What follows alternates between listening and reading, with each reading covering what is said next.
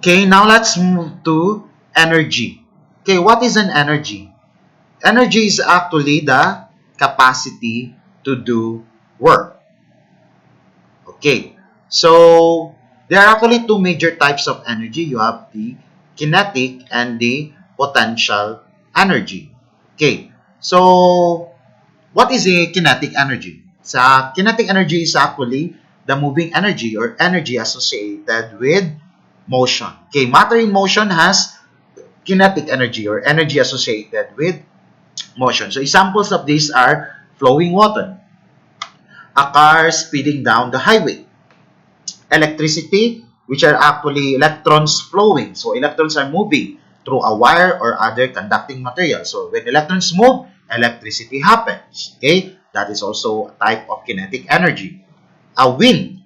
A wind also has a mass of moving air that we can use to produce electricity. Like for example, the windmills. Okay, so windmills. So wind and electricity are two forms of kinetic energy. So in windmills, in Ilocos, okay, so if it moves, it's actually converted into electrical energy. So from wind energy, it will be converted into electrical energy. Okay, and that is also kinetic energy. Okay.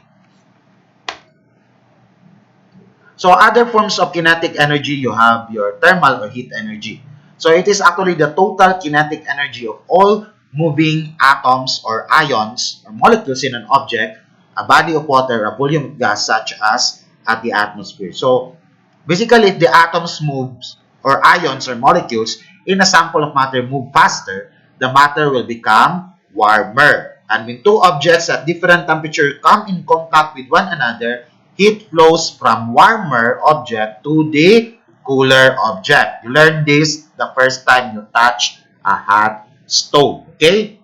Or even if you are going to touch your cup of hot tea, okay? So the heat flows there is from warmer object to the cooler object. That's why you feel the hotness of the stove or the cup of tea, okay? Because the heat flows from warm object to the cooler object. Okay, if there is a faster movement of atoms or ions in the molecules, the matter in contact will become warm. That is what we call the heat energy or thermal energy.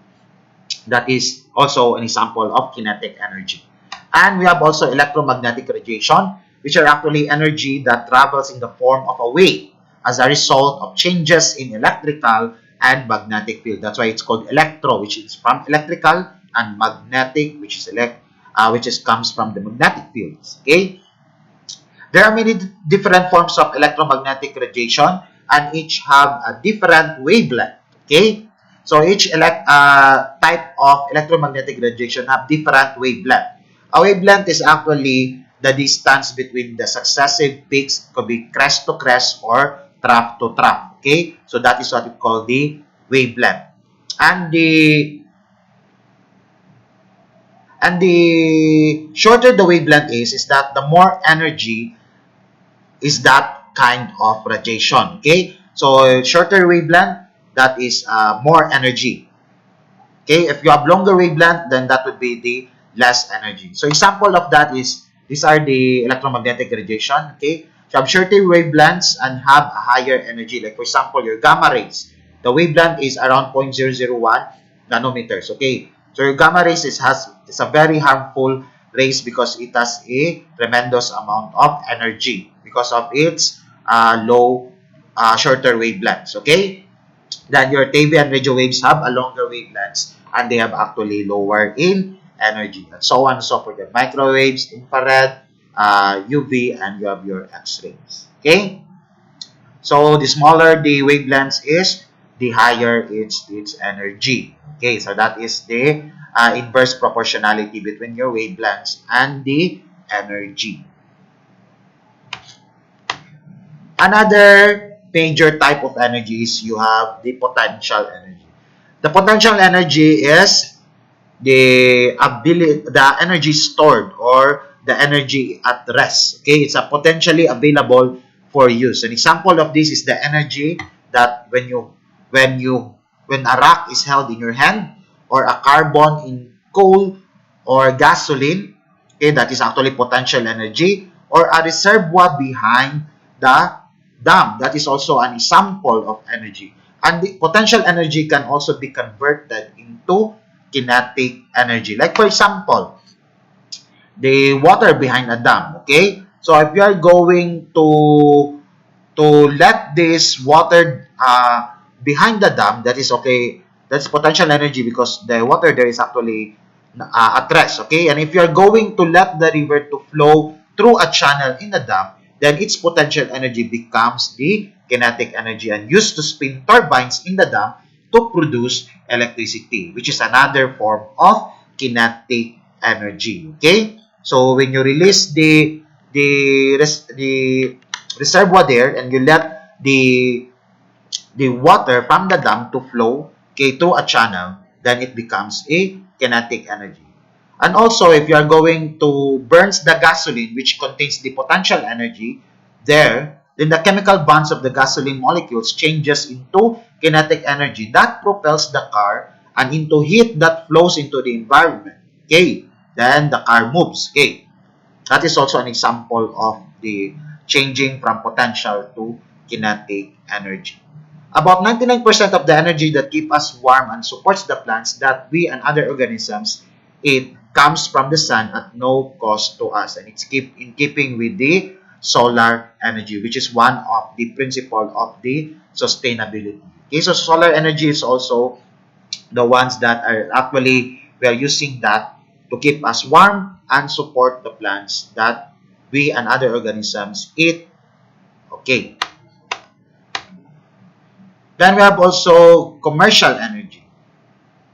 And this energy that is sold in the market, and it makes up the remaining 1% of the energy we use to supplement the Earth's direct input of solar energy. So about 87% of the commercial energy used in the world and 87% of that used in the United States comes from the burning of non-renewable fossil fuels. Okay? So fossil fuels are actually formed over hundreds of thousands and millions of years as layers of decaying remains of ancient plants and animals, and were exposed to intense heat and pressure within the Earth's crust. And they are actually example of the fossil fuels are your oil, coal, and natural gas. And these are non-renewable resources that are actually we use that especially in the industry and power plants. Okay?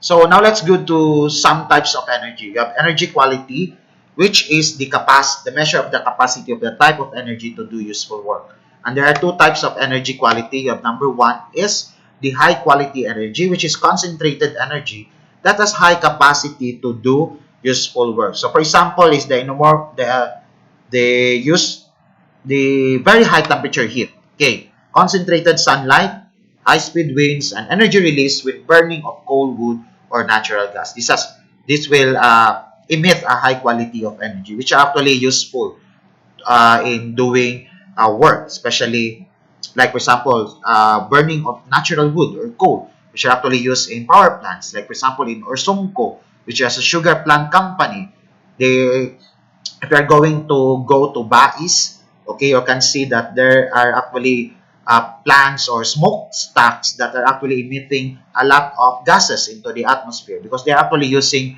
burning of natural or fossil fuels. Okay, they are burning fossil fuels to to run their machines. Okay, in order for them to produce sugars. Okay, so it releases a lot of energy to for the machines to work, okay, so that they will produce sugars.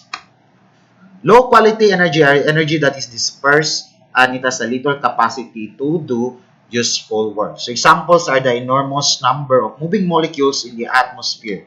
Okay, so moving molecules in the atmosphere or in an ocean together have such low quality energy, such as low temperature, that we cannot use them to move things or to heat things to high temperatures. Okay, so low temperatures, those have low quality energy that has the inability to move objects or to move things. Okay, they have they have little capacity to do useful work. That is low quality energy. Now let's move to scientific laws that are actually governed in energy changes. Okay? So number one is the first law of thermodynamics. This is actually also known as the law of conservation of energy.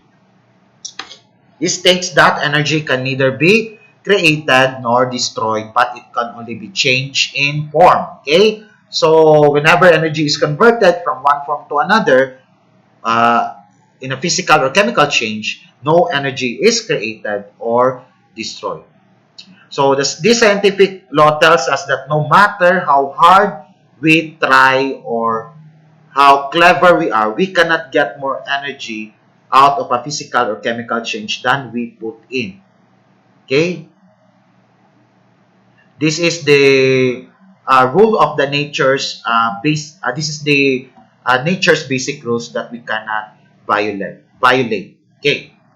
And the second law is the second law of thermodynamics is that when energy changes in form or converted into another form, we end up with lower quality or less usable energy than we started with. Okay. The resulting low quality energy usually takes the form of heat that flows into the environment.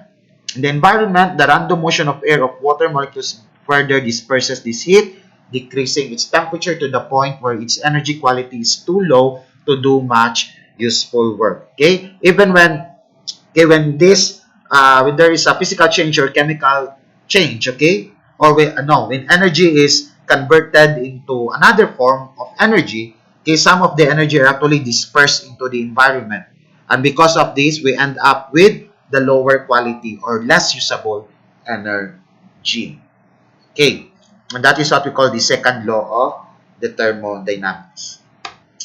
The last topic is systems. Okay, what are systems and how do they respond to change? Okay, so system is a set of components that function and interact in some regular way. Okay, so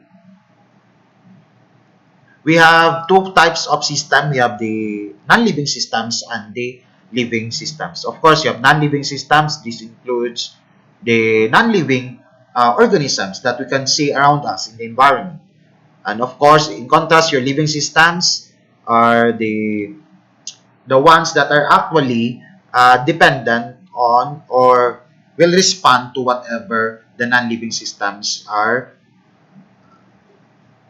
with response to whatever the non-living systems are actually changing or the environmental conditions are actually changing. So your living systems will also respond to the environmental conditions. Okay? So most living systems have the following key components. Is that the inputs of matter and energy from the environment. So these are the key components now for living system. The inputs of matter and energy from the environment, flows or throughputs of matter and energy with the system, and the last one is the outputs of matter and energy to the environment. Okay, so how we can see that is that your inputs of matter and energy is that you get the energy resources from the environment, okay, or matter resources or information from the environment. You input that to the throughputs so that it will processed by the throughputs. Okay, so throughputs is that it's within the system. So whatever has been energy inputs to to the system, it will be processed by the throughputs. Okay, or whatever matter has been input to the system will process it within it. Okay, or whatever information had been input, it will also be processed by the throughputs. Okay, and because of these processes by the throughputs, okay, some of the processes has been converted or has been converted into a kind of output, okay, which is actually could be work or products, okay, or a negative output, which could be a waste and pollution, or it needs a lot of heat generated if there is a system process in the throughputs, okay, and there is a heat that could be generated. And all living systems can become unsustainable if the throughputs of matter and energy resources exceeds the abilities of the system's environment to provide the required resource inputs. Okay, that means that there, because your system processes as so as is increasing, okay, there's an increase in the system processes, it exceeds the abilities that it could, that they need more energy resources, they need more matter resources, because your system processes has been is very what do you call that, is rapid, it's very it's high demand, okay, it has highly demanding, your system processes is highly demanding, okay, it needs a lot of energy, matter resources, and information from the inputs. And because of this, if if the if the system processes has the inability to absorb or dilute the system output, especially the waste and pollution, then it could lead to unsustainable living system. Okay, so if there are a lot of system processes, because energy has been also used, a lot of energy is used, a lot of matter is used, okay, and all of these resources are coming from the our natural capital. Okay, so and because of this, more of the resources has been used by the system processes, and all of the processes would result to, it could be a product, but if there are a lot of waste and pollution has been release or produce, okay, then that would be a problem. Okay, or a lot of work in a form of heat would also be produced, and that would also be a problem to the living system, and the living system could become unsustainable. Okay, now let's move to the feedback loops. Okay, systems are actually respond to the change through feedback loops. Okay, so if there is a change in the system, then it actually responds to what we call the feedback loops in order to achieve a sustainable one, but not the unsustainable one. Okay, so what is these feedback loops? So when you say feedback, it's actually any process that increases or decreases a change to a system. When you say loops, it's a spiral form. Okay. So if the process is actually increases, then that is a positive feedback loop. If it is decreases, then that is actually a negative feedback loop. Okay.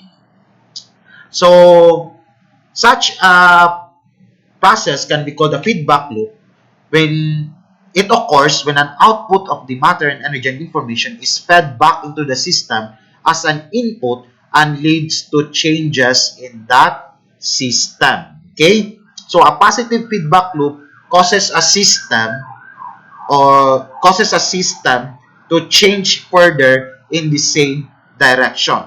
Okay, like for example, if you have the uh, vegetation is removed, okay, if you have decreasing vegetation in the stream of valley, then if you have a positive feedback loop, okay, it will actually leads to erosion and nutrient loss, okay, so which causes more vegetation to die, and this will increase further into the same direction of the loop, and which causes, because of the erosion and nutrient loss, okay, it will proceed to further the same direction for the loop, which causes more vegetation to die, and then with even less vegetation to hold the soil in place, flowing water causes even more erosion and nutrient loss, which causes even more plants to die, and so on and so forth. As you can see that from a small part has been degraded, okay, it actually becomes a bigger degradation because of it's a loop, okay, it's a positive feedback loop, it actually increases with the same direction, and from time to time when a natural system gets locked into such a positive feedback loop, it can reach to and what we call the ecological tipping point, which beyond which the system can be drastically changed and experiencing severe degradation or collapse. Okay, so because of ecological, when a physical, when a positive feedback loop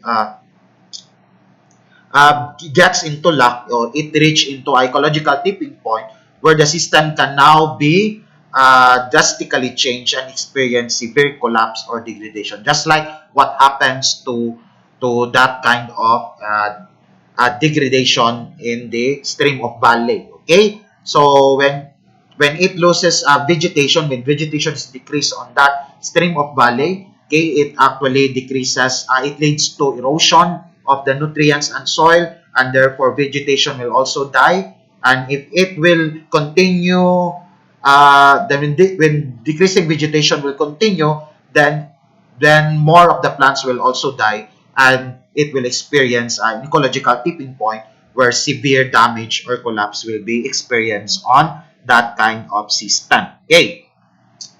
Another one is the negative feedback loop. The negative feedback loop is what we call the corrective, because it actually causes a system to change in the opposite direction from which it is moving. So an example of a negative feedback loop is that the recycling of aluminum. So an aluminum can is an output of mining. It is an output of mining and manufacturing system that require large inputs of energy and matter, and that produce pollution and solid waste. But when we recycle the can, that output becomes an input that lessens the need for the mining and manufacturing processes, as well as their energy and matter inputs and harmful environmental effects. And this is such a negative feedback loop, and the application is the chemical cycling, which is the principle of sustainability. Okay? So the company that will produce or that will manufacture now with aluminum, if the aluminum has been recycled back, okay, so they will have a less energy input on that, because they will not anymore produce a lot of aluminum, because some of the aluminum has been recovered or has been recycled back to them. So that is what we call the negative feedback loop.